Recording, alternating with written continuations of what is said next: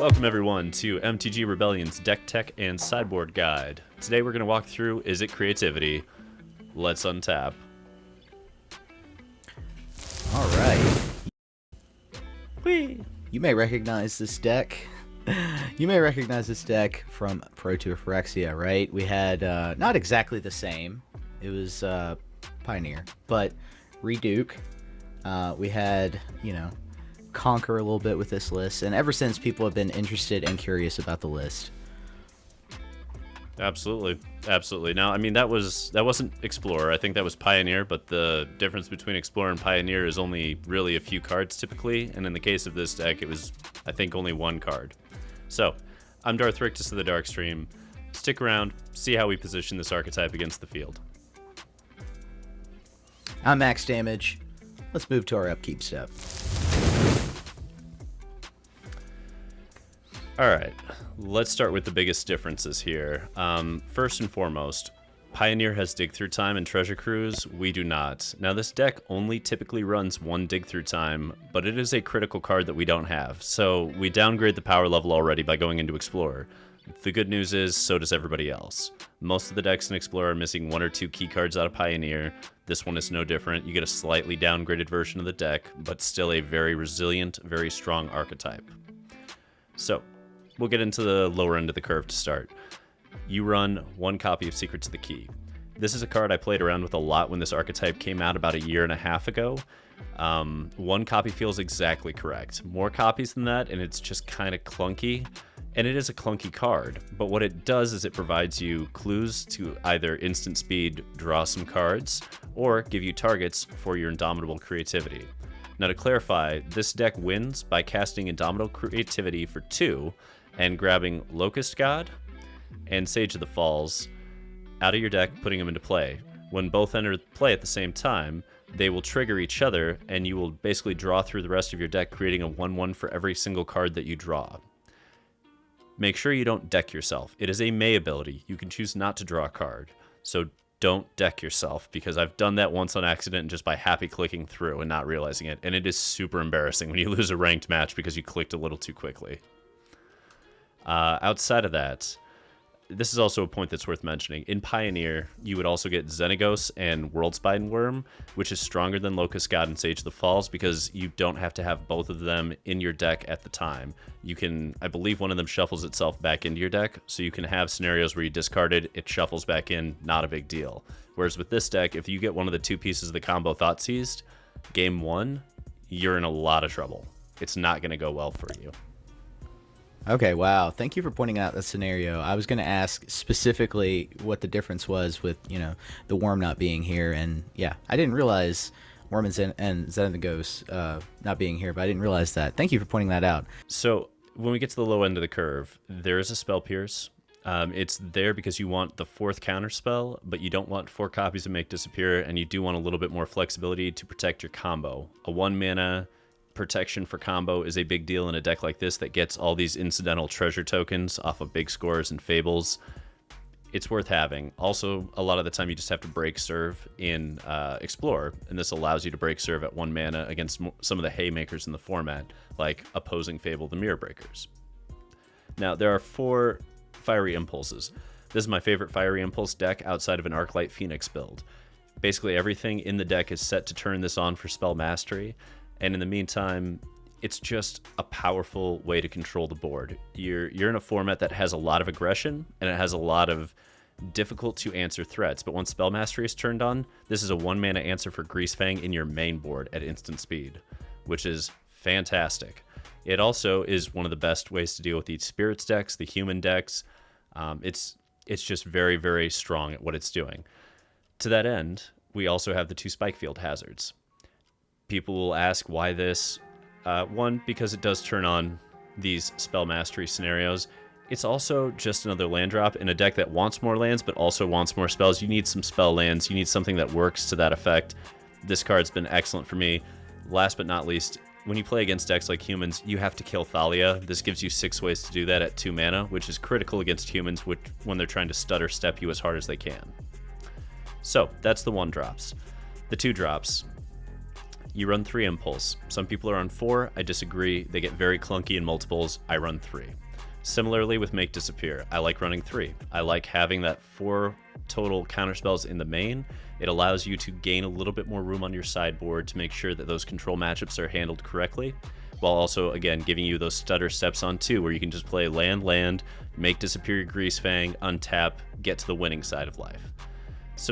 I'll put this out there too. Greasefang does not love this matchup against us. We have 4 Fire Prophecy in the main as well, also kills Greasefang. The critical reason Fire Prophecy is in this deck is because you will draw Locust God and Sage of the Falls occasionally, and you have to put them back into your deck, which this card allows you to do. It is one of exactly 6 ways to do that. The other 2 are in the 3-drop slot at Valakut Awakening. I've actually had a few weird combo kills with this, and something you should understand with Valakut Awakening. Again, we wanted the extra lands, we wanted the ability to shuffle combo pieces back in, and we also want the ability to take a hand that has like 5 lands in a Valakut Awakening and shrug our shoulders, keep it anyway, and then just shuffle 4 lands in later. If we just do nothing but top deck lands, it does a great job of that. But there are weird corner cases where this card is nuts. I got to experience one yesterday. I was messing around against Rakdos Midrange, so I boarded in the Dream Trawlers, and I thought I was going to have to swing twice, except I drew a Valakut Awakening, and I had 2 Dream Trawlers on the board, so I swung with both. They became 6/5s because you draw 1, and then they each make you draw 1. So they get 3+1+0 triggers. Off the first one, I drew a Valakut Awakening. I Valakut Awakened a hand of 5 cards. All of a sudden, they +10/+0. That's the combo right there, we win. Because they combo into Dream Trawlers, drawing cards and getting +1/+0. Fantastic. Wow. It was a hell of a little weird combo. I don't think Fable the Mirror Breaker needs a lot of explanation, but this is actually, in my opinion, the best deck that can possibly have it, because every single function on this card is amazing in this deck. So the 2/2 Goblin that also makes treasure tokens gives you 1 to 2 targets for Indomitable Creativity. Fantastic. You have the ability to discard and draw to get to the Indomitable Creativities. Fantastic. In the post-board games where you are siding out of the combo and you are siding into Dream Trawlers or Hullbreaker Horrors, they copy those. None of those are legendary. And I don't know if you've ever gotten to copy a Hullbreaker Horror, but it feels disgusting. I got to do that against a control player, and they scooped on the spot. It was fantastic. Last but not least, if they do get your combo out of the way, you can use the Fable the Mirror Breakers to win the game single-handedly if you have 10 lands. Because you'll end up in these game states where you get like Mirror Breaker, like 2 reflections of Kiki Jiki are sitting next to each other, and then on their end step, you copy it 10 times, untap, swing for 20. So it does allow you corner case wins while also enabling the combo pieces you need enabled. Fantastic card. It's part of the reason why this deck exists. It's one of the engine cards you need for this deck. Moving a little bit up the curve, because I don't think Indomitable Creativity needs a lot of explanation. The only piece I will say, when you play against other decks, there are occasionally decks that run the Indomitable Creativity path themselves without running the combo that like insta-wins, where they go into like Agent of Treacheries, things like that. There are scenarios, really weird corner cases, where you Indomitable Creativity their stuff and force them to grab stuff out of their deck. It's not often, it's rarely against the Agent of Treachery stuff, but I've had corner cases where I played against decks where you just use Indomitable Creativity. I did it against a Gruul Boats list one time to knock out a couple Lovestruck Beasts, and they got a couple Elves. Was it good? No. Was it a risk? Yes. Was it my only out? Also yes. Did it win? It did. It was lovely. I gained an extra 2 turns, grabbed another one, and won. But these are corner cases. Just remember, it can target other people, not just you. Also worth noting with Indomitable, sometimes you Indomitable for 3, even though you only have 2 targets. The point of this is that if they blow up one of them, you still get 2. So you still get the combo. Sometimes, if you have 3 targets, you do it anyway, just to ensure one piece of, like, blow up your artifact or blow up your 2/2 token. It doesn't matter at all. You're still getting 2 off, no matter what. Worth noting. Moving into the 4-drop, Big Score. This is one of my least favorite cards in the deck that is absolutely necessary to have in the deck. I don't love it because that additional cost really irks me. I wish we had the iteration of this that doesn't require it as a cost to the spell, just as a part of the resolution. But we don't. So if this gets countered after you've discarded a card, it feels really, really bad. But here's the thing.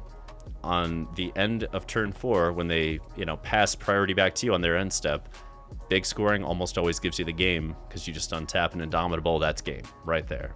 And it comes out of nowhere, so you get a lot of free wins off of it. The other piece that's critical with this is you get 2 treasure tokens. When you side in these Dream Trawlers, those are your 2 white sources. You need to cast them if you have to hard cast them from your hand. So that's why big scores in the deck. It has to be there. It's not great. We do what we have to on this, right? Locust God, Sage of the Falls, we already covered. Shark Typhoons.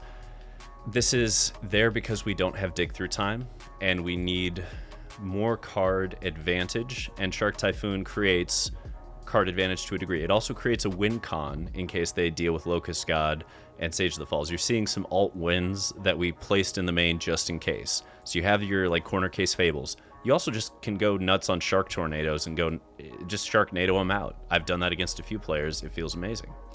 But it's corner cases, right? Most of the time, what you're doing is you're cycling it, making like a 1/1 Shark, and then that's a target for your Indomitable Creativity, while also cycling and drawing you a card. So you can see how we're gaining at least a little advantage on these, and the fact that we can do it at instant speed uncounterably really messes with control lists, which is important against some of these blue-white control decks that are emerging to deal with the field as it is. So, last but not least, the mana base. This took a while to figure out. The 2 Mutavaults is exactly the right number. Again, you're not winning with these most of the time. Every once in a while you get a couple points in, chip it in, and get there. But most of the time these are here because, again, 1 mana, activate itself, Indomitable Creativity. There we go. We have yet another target that we can utilize. Right. How can you refuse that much value in a card? Mutavault joining Explorer recently and now it's everywhere. Right. And it's a little rough in this mana base where you want triple red some of the time, but that's why there's only 2. You can make it happen because minus an Otawara and a Hall of the Storm Giant, everything else produces red up and down the board. And that's the point of the mana base. It's that simple. Hall of the Storm Giant, you're not going to use this for Indomitable, but you are going to kick somebody's teeth in with it occasionally, get those last 7 points, etc. I've done that a few times against control players. So that's why there's 1. Outside of that, I noticed really quickly. Sorry, I noticed one thing that you're only running 1 Sokenzan. I know you've talked about that before. Tell people why you're only running 1 of those. So if you aren't in that standard Esper Legends deck, I don't agree with running multiple copies of these legendary lands. I know. You can channel it and give yourself 2 instant speed copies to then Indomitable into the combo. I understand that Reid Duke ran 2 of them. I understand that most pros will run 2 of them. I fundamentally feel worse every time I've run 2 of these because the moment I end up with a hand where I need to make land drop, and I have 2 Sekenzan and no other lands, I just want to scoop on the spot because I'm so frustrated. So I just, it's not worth the extra margin points in either direction. I'm willing to give up a little bit of power in exchange for consistency. Because across an 8-round tournament, I'd rather have the consistency in an 8-round tournament, frankly. That said, yeah. If you hear something from Reid Duke where he's like, no, that's bullshit, listen to Reid Duke. Reid Duke is a better player than I am by a wide margin. Man's won a Pro Tour. I've only attended one. Very different. Yeah. Very cool, though. Very cool for you to point that out. Let me summarize real quick for the folks at home who might be joining us for the first or second time and haven't heard us go through this. But this mana base is built to have, your 3 red sources by turn 4, right? You want to have that. And also, when you're looking at the blue side, you really only need 1 blue source for most of the cards, unless you're sliding in the Hullbreaker Horrors. And, by that time, if you're hard casting it, right, it's 2 blue mana by turn 7, which you're probably going to have. So those are your major concerns with the mana base, is having the red really becomes primary. Yeah, and it's got 20 red sources. It's got 19 blue sources. That's plenty. That's plenty. We don't need to cast Indomitable on turn 3. In fact, we can't. And by turn 5, when you want it, you're likely to also have these things called treasure tokens, which will fix for the red mana if you don't need to use them as targets themselves. Regardless, I haven't had any issues with this mana base. I think it's perfect. Most of the deck is exactly where I want it to be until they start giving us more Pioneer cards like Dig Through Time, which who knows when that'll happen. But, Wizards, you should. So, yeah. With that being said... Well, you ready to rock? Let's do 1 minute on the clock and talk about sideboarding for the mirror. Sounds good. Alrighty, the mirror match. I'm losing 4 Fiery Impulse here. I'm going to lose 4 Fire Prophecy here. I'm going to lose a Sage of the Falls, and I'm going to lose a Locust God. What I'm going to go into is a more controlling route, and I'm going to take up all 4 of these Mystical Disputes. I'm going to take a Negate, a Disdainful Stroke. I'm going to take the Lone Shark Typhoon in the sideboard here, a Fry, and 2 Hullbreaker Horrors. Now, the reasoning here is the removal just doesn't do enough here. So we're going to push away from that, and we're going to push away from trying to be the combo deck, and we're going to take a control angle. Now, this matchup is dependent on how hard you want to play head games and how hard you want to try to play poker and head fake them. You can either push the control angle with Hullbreaker Horror, or you can leave in the combo and just side out the removal for more counters to help you push through. It's kind of a dealer's choice. I prefer to take the control angle fully and do Hullbreaker Horrors here. That's always been my style. I'm not saying that's how it has to be, though. All right, interesting that you're going to try to take the control route in the mirror matchup. We often talk about, right, who is the more aggressive list here, and we can even think of that in these terms in the mirror matchup. And by taking the control route, you're really opting to anticipate their combo going off, right? Like, this is based on the assumption that they are just going to get their combo off. Correct. They're going for it, and we have enough counters to prevent it. The one of Fry is not necessarily correct, but it's there because it will stutter step or outright cancel the combo. Like, if they go Sage the Falls, Locust God, triggers go on the stack, and you have Fry and 2 untapped mana, you're going to kill Sage of the Falls. Now you just have to deal with the Locust God, which, mind you, is not the easiest thing in the world to deal with. I have won multiple games where they blew up Sage of the Falls, and all I had was a Locust God, and I'm like, okay, fine. We're just going to make 2 to 3 1/1s with haste every turn until you can deal with it. And sometimes that's enough. Sometimes it's enough. But you can force that, and once you have Hullbreaker Horror, that's a lot harder for them to deal with. I don't know if you've ever tried to win through a Hullbreaker Horror, but things like Spikefield Hazard become a real problem when 1 mana counters your spell. You know what I mean? Yeah, absolutely. I usually give up 2 to 3 turns after a Hullbreaker Horror drops in most matchups. Exactly. All right. Exactly. Well, thanks for talking us through the mirror. What about Gruul Boats, a deck that we just featured? How do we sideboard against this deck? Very successful list, by the way. Oh, yeah. Alrighty, so we have Izzet Creativity versus Gruul Boats. This is a very simple sideboard. I am taking out a Sage of the Falls and a Locust God, and I'm dumping in a couple of Dream Trawlers. My reasoning on this is that if they are smart, they're going to board in Rending Volleys and Fries to keep you in check. And if they do that, you're not comboing through them successfully. And you may say, oh, it's a Rending Volley, it doesn't really stop the combo. Well, it time walks you. Because with those triggers on the stack, they just Rending Volley a Locust God, it goes to your graveyard, it goes back in your hand. Now you've got to recast it to start the combo up again next turn. So they've time walked you for 1 mana. This is a matchup where they're trying to get under you and go as fast as they can, so that time walk is critical. Hence, I go to Dream Trawler, because what does Dream Trawler do? Doesn't die to any of that. And in the meantime, good luck trying to battle through it, because you're going to be gaining somewhere between 5 and 6 life a turn. It's like build a Baneslayer. It's really hard to deal with.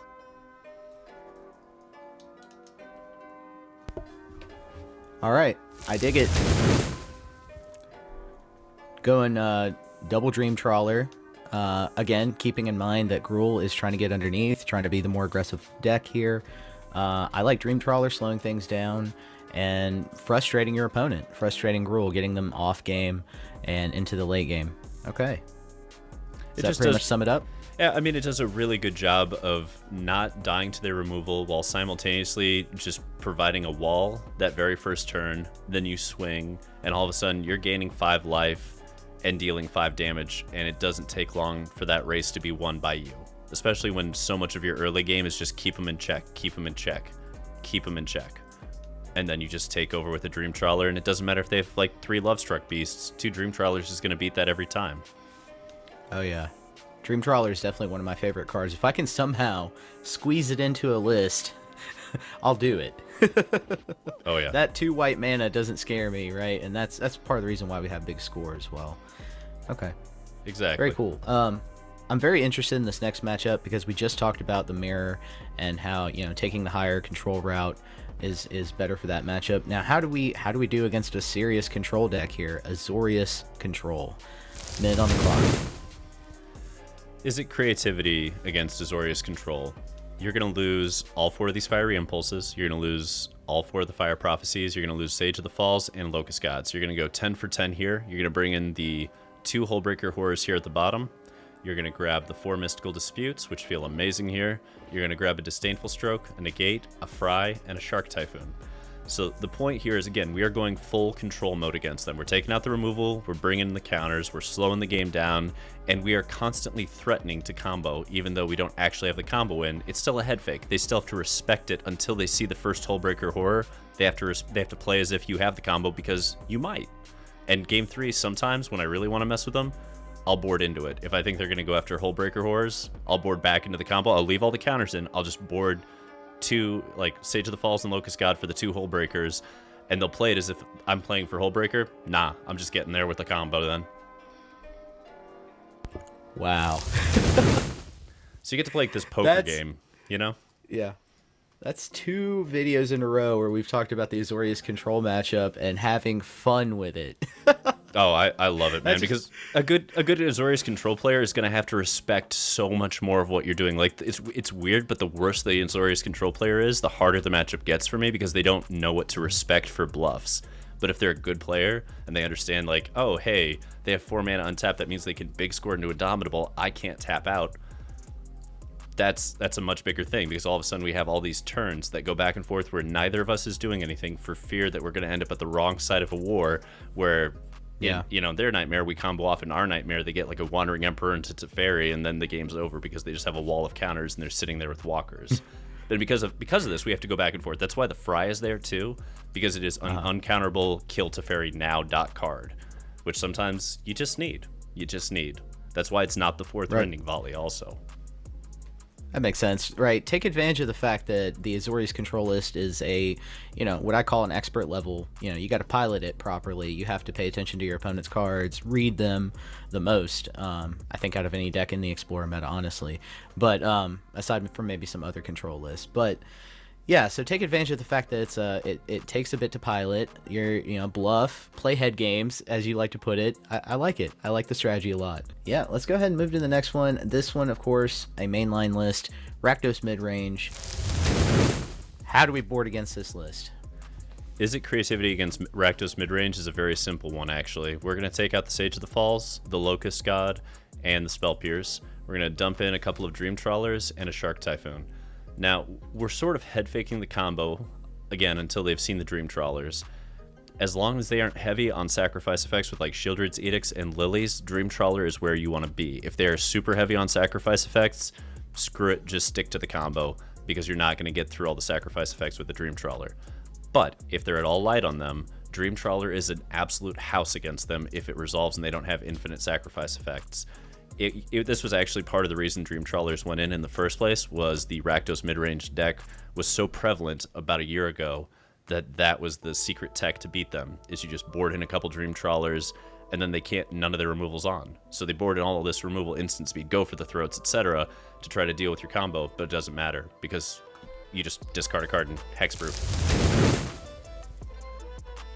Yeah, out of, you know, most of these matchups, I'd say this one is the one that gets hurt the most by Dream Trawler coming in.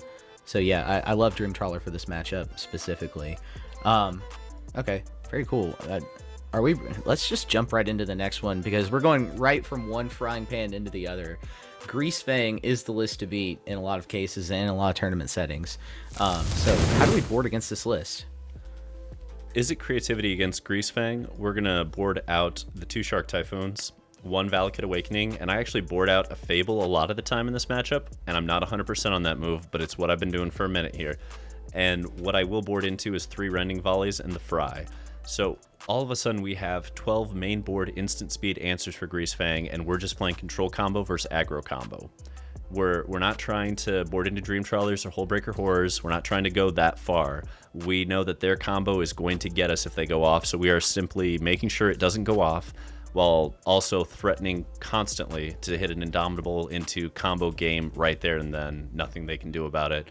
They aren't really well set up to deal with our combo, so you just have to be a little bit careful regarding their Thoughtseize ability. That's really the scariest thing they can do against us, is Thoughtseize while we have a piece of the combo in our hand. Outside of that, matchup feels super winnable.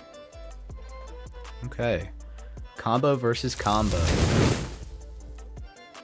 So really the name of the game here is delaying their combo while going for yours. And I guess, you know, the one Fable, the Mirror Breaker, I can understand wanting to have the 12 main board threats. I have to ask, though, in some cases, you know, when you're playing Greasefang, sometimes your board state can get ahead. You can, you know, never mind the angels coming in. Once Parhelion lands, is it over with this list, or do you have enough removal still to kind of deal with it? It mostly just depends on whether they land it and they're wide open after. Because if they hit us for 13 and we have 15 life or 14 life or anything above 13 life, and we can go off the next turn, it doesn't matter. Because the very next turn we just go Indomitable, Sage, Locust God, make 24 copies of the 1/1s, and swing all of them at them. And that's the game. So it's not actually that hard to win. Like, they combo and they don't win, we combo, we auto win. So we just have to keep them in check long enough to force that tap out scenario if we have the combo in hand. Or, you know, use one of 12 instant speed removal spells to not let them do it at all. Either works. Okay. All right. Really does come down to the board state. And speaking of board state matchups, this next one is a deck that can really build a board state fast if it gets the right cards. How do we board against Mono Green Devotion? Izzet Creativity against Mono Green Devotion. We're going to lose the 2 Shark Typhoons, and we're going to board in a Disdainful Stroke and Negate. Again, very light boarding here, very simple boarding. Our combo wins, so that's what we're aiming for. Shark Typhoons are just, they're slow. They don't really do what we need them to do here. They're trying to go off just like we're trying to go off. Like, their combo is a little bit more complex and has more pieces, but essentially it boils down to Nykthos, Kiora, and Karn with enough devotion to keep those things running endlessly with a Pestilence Cauldron. And that's why we want the Disdainful Stroke and the Negate. We want a couple more counters to just slow them down until we can get to the point where we're ahead with our combo. They don't have a lot of interaction for us. The only interaction they really have is off the back of Karn grabbing stuff from the sideboard like a Stone Brain. So we really don't want Karn to resolve, and we don't want them to put up enough pressure that we get overwhelmed. And that's why we board this way.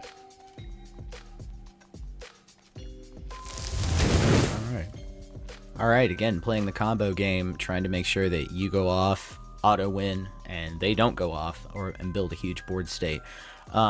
Again, same with the last matchup, I want to ask, is there a point in which Mono Green, you know, has certain pieces on the board at which you just cannot win, that you're locked out? Or is it still winnable once they have, you know, Karn, Kiora, all their, you know, most of their pieces down? If their life total exceeds your deck total, you're likely to lose. That's the general rule of thumb, because again, Locust God and Sage of the Falls only create 1/1s from drawing cards. So, but be cognizant that if it's only like double your deck total, just don't draw the last 2 cards and then swing for 20 and then do it again next turn. Okay, very good tip, because that's another way you can kind of misstep with this deck. There are a couple of ways you can misstep, and that's, yeah, don't mill yourself and be sure that you can do enough damage even if you have to extend it over 2 turns. And Got it. If your opponent's not the nicest and decides he wants you to get Carpal Tunnel, I'm sorry, but you're going to have to click a lot to get those 1/1s. Like, a lot. It's not fun. I'm sorry if that happens to you. It's only happened to me a couple times, and each time I sat there getting steadily more irritated with myself for playing the deck just because I had, like, a little Carpal Tunnel feel in my, you know, trigger figure, you know? Just, it was a little brutal,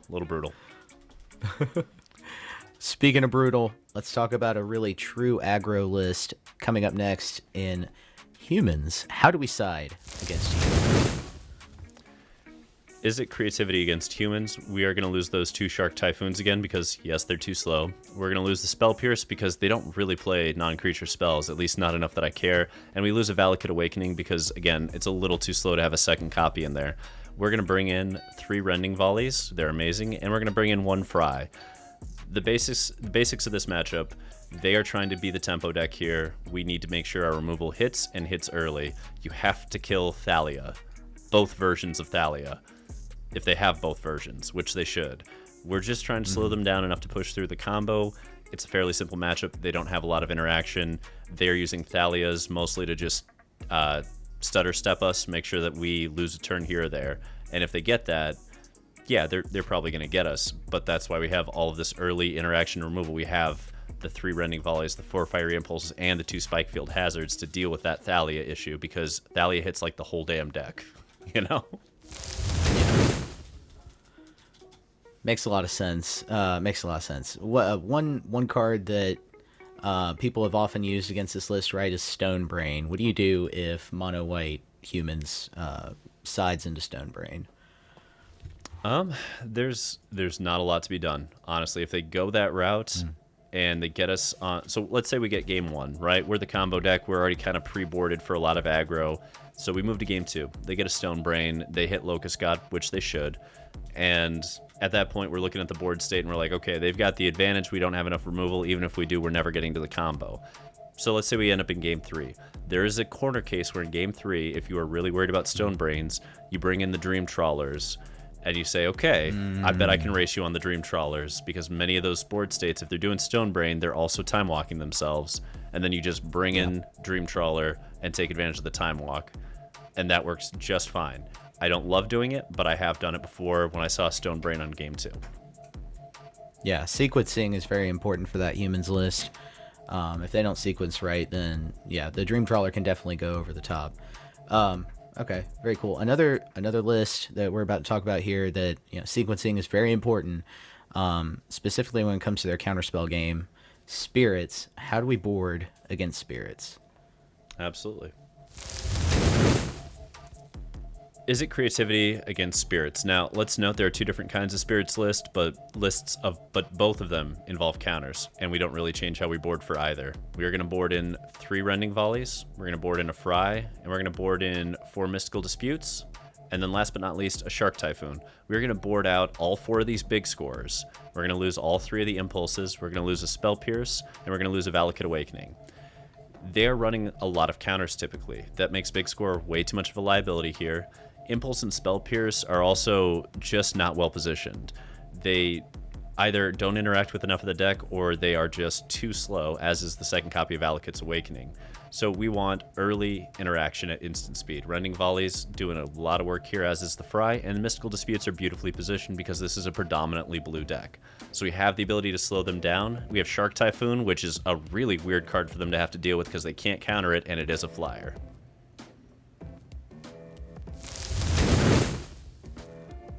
This matchup, Mystical Dispute, hits it really hard. Yeah. So, that addition should help out quite a bit. Yeah, and I guess a few things I didn't quite get to. You don't want Dream Trawlers without the big scores, because they can end up just dead in your hand. I don't love it in that matchup because it just can't be hard cast. Also, you can hard cast just Locust God as long as you know it's going to resolve. If you know it's going to resolve and you don't have the rest of the combo, you can sometimes just cast a Locust God, because the 1/1s that fly that you can create at instant speed using the ability, that's plenty against a lot of Spirits lists. That's all you got to do. Just make a couple more hasty 1/1 flyers every turn, and eventually it just overwhelms them when you can keep the rest in check with all of your removal. All right. I like it. These flying creature decks, they are running wild, going wide. And, you know, in case of Spirits, countering your spells. In the case of a deck like Selesnya Angels, though, they really just want to build up, play Collected Company, and pound you. How do we side against Selesnya Angels? Izzet Creativity against Angels. I'm going to lose the Shark Typhoons here despite the flyers they produce. I'm going to lose a Valakut Awakening, and I'm going to lose a Spell Pierce. I'm going to gain the 3 Rending Volleys and a Fry because it blows up all the Angels. All we're doing here is trying to keep them from exploding before we do. We are the control combo deck. They are like the mid-range combo deck. And for those that are like, Angels isn't a combo deck, yes it is. It's just trying to get to 27 life with Righteous Valkyries, and all of a sudden everything's like an 8/8 and swings in. And that's really what Angels is trying to do. We can deal with that as long as we don't let them get the combo off. And that's why you have things like Rending Volley, so that you can get those bishops out of the way early and force them to keep, they have to keep tapping out and committing on their turn to the board, which leaves wide open scenarios where we get to combo off. I love this matchup for us. I feel very favored in it. I don't know, part of the reason to play the deck. As an Angels player, I can sort of go ahead and tell you your order of targets you're going to want to hit, right? Good to point out, hit the bishops, the Resplendents, the Righteous Valkyries, pretty much everything else you can kind of leave. They already get their effects, if they're playing the 3-drop that draws them a card. That's about it, really. Just make sure you hit those threats in that order, and that should delay them quite a bit in getting their combo off. Thank you for pointing out also that it is a combo deck. It really is. It's an aggro combo deck, and a lot of people don't think of it that way. Mm-hmm. Now, for the next matchup that we're looking at here, mono green aggro, I'm not going to flip to the 1 minute because I can tell you ahead of time you don't need to sideboard for that. We're already pre-boarded. No sideboard. Nothing improves this matchup outside of maybe needing to flip to Dream Trawlers from the regular combo if you see a bunch of Stone Brains, which you shouldn't. But if you do, you can always flip to Dream Trawler and try and race them. That said, we're already kind of pre-boarded for this matchup. I don't think you need to do anything. Enjoy the fact that you are set up to beat mono green aggro unless they god draw you. Yeah, very similar to the humans matchup, just you don't have Fry and Rending Volley. You just stick with your guns, pretty much. Exactly. Okay. Yeah. Now, another deck that you can use those cards in. How do we side against Boros Hammertime? All right, so now we're getting into slightly corner case parts of the meta. I wanted Hammertime to be tier 1. It's not tier 1, everybody. I'm sorry. It's not. I've tested the hell out of it. I wanted it to be so badly. It is out there. It can turn to win. I wanted it to be better. To be fair, if it was better, it would be broken because it can turn to win. But in this matchup, we are going to board in 3 Rending Volleys and a Fry. We're going to lose the 2 Shark Typhoons, an Impulse, and a Valakut Awakening. And that's it. It's that simple. We're just slowing them down a little bit and comboing them out. I mean, I don't worry about this matchup unless they god draw you twice. They may do it once, and it's scary when it happens, when they go to that turn 1 Cacophony Scamp into turn 2 Sigarda's Egg, Colossus Hammer, boom, 22 ya.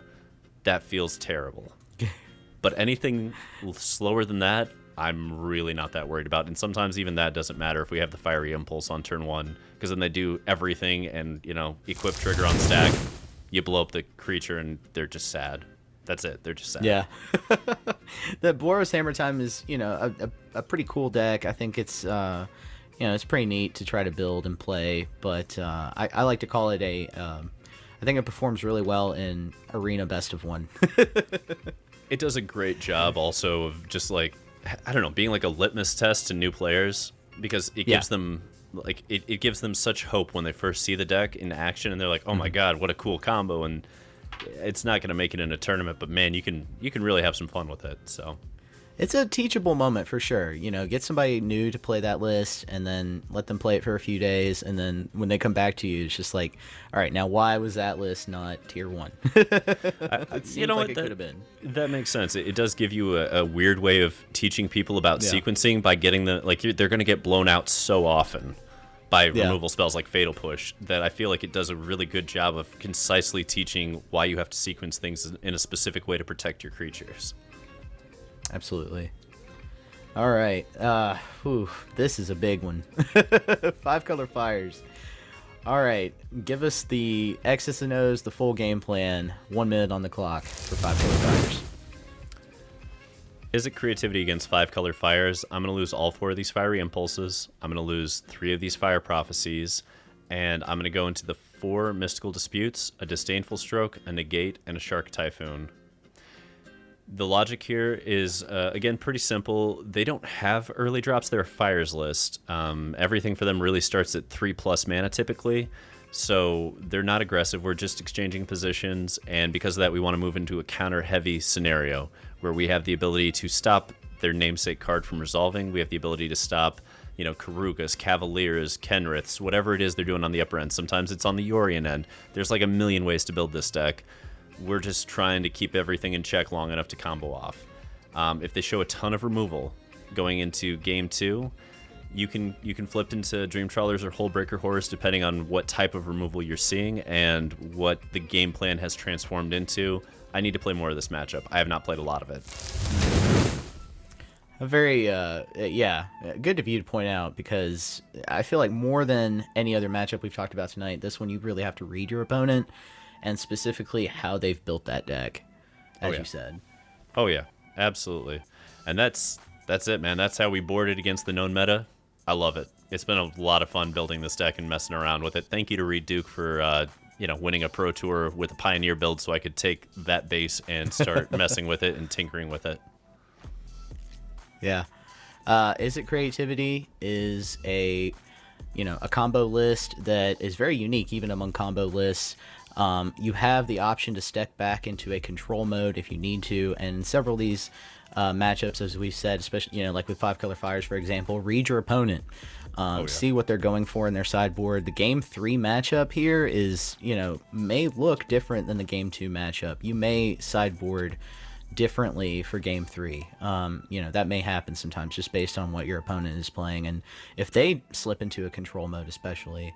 This is a very unique deck. Looks very fun to play. I can't wait to try it out on ladder for a couple of weeks and just grind with it and see what I come up with. Yeah, thank you. I really love this list. I'm gonna check it out. I'm just now dipping my toes into more control kind of play. I've been playing Azorius Control, and I really like the feel of that one. But I always say that one's like an expert level. You got to know how to and this one is as well. You really have to read your opponent and read the matchups and pick correctly. More than a lot of other lists out there. If you enjoy combo and you enjoy it not in a simple way, if you want there to be a lot of sequencing, if you want there to be a lot of steps and a lot of places where you can gain edges, this is where I would go. If you want like the straight up most basic combo deck that just get there or don't get there, that's Greasefang. That'll always be Greasefang in this format, but this is if you want to put a little bit more thought into each game and have a little more game against decks that are ready for you. This one's got a little bit more of that. All right. Thank you, Darth Rictus. Thank you, Max. I'm Max Damage. Anything else you got for us on this one? Nah. Try it out. Have some fun with it. Leave some comments below and let me know how you've been messing with it. Yeah, as always, like and subscribe. Leave comments, any questions you have below. And from all of us at the Rebellion, untap, upkeep, resist. Resist.